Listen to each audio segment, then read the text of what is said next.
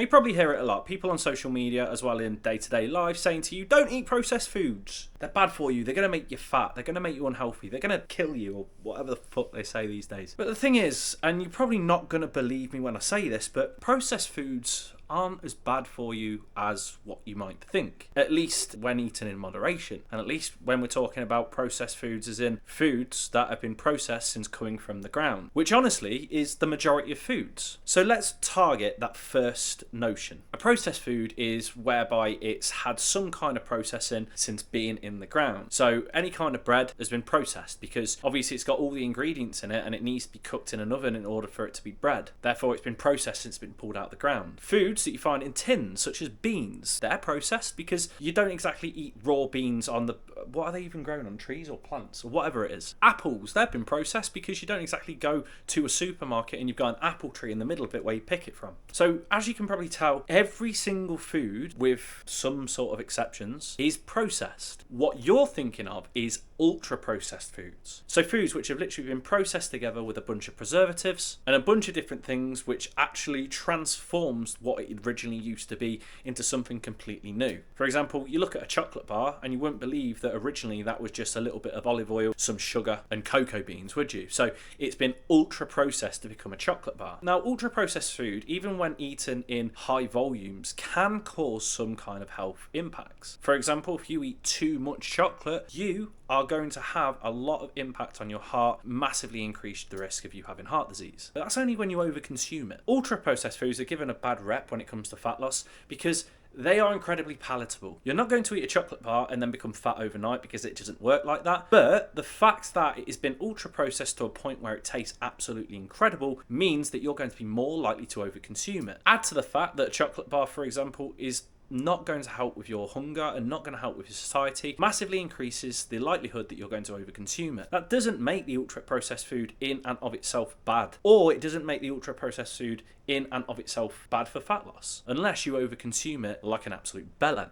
Now, let's go into the, it's going to cause health effects. My argument to this is, if you overconsume anything, you're going to have some kind of a health defects. If you overconsume apples, you're going to have diarrhea. If you overconsume water, you're going to die. If you overconsume any food, you are going to experience some kind of side effects. But if you eat it within moderation and live a healthy, active lifestyle alongside it, then most likely you're going to be absolutely fine. Now, there's going to be some people out there that say, oh yeah, but what about all the chemicals and everything they put on it? Firstly, they put a lot of chemicals around the plants and around the food when it's growing to keep away a lot of shit that you don't want in your food. For example, if we took away pesticides completely from our bananas, then there's a chance that one day we might wake up, bite into a banana and see something that we don't want to see, i.e. bugs, spiders, a parasite, and that isn't really something you want in your body. So yeah, sure, in an ideal world, we wouldn't really have chemicals around our foods, but when you weigh it up against the, would you rather have chemicals around your foods and then it literally be washed off after it's been made and processed, or bite into a banana and see a big ass spider? I know which one I'd rather do. And finally, people also say, oh yeah, but foods with chemicals in them, they just add to the amount of ingredients that you're eating. Let me tell you something. Water, sugar, glucose, fructose, sucrose, maltose, starch, fibre, amino acids, glutamic acid, aspartic acid, histidine, leucine, lysine, phenylalanine, adenine, phenylalanine, isoleucine, proline, tryptophan, cysteine, tyrosine, methionine, fatty acids including palmitoic acid, omega-6 fatty acid, linoleic acid, omega-3, ash, phytocerolysis, oxalic acid, phylloquinone, thiamine, methylbut, ethanobut, methylbut, ethanoate, fethylpropan, methylbut, hydrox-3-methylallyl, not even going to try and pronounce that, butanoate, methylbutanol, ethylhexanol, ethylbutanol, penylactate, and a natural ripening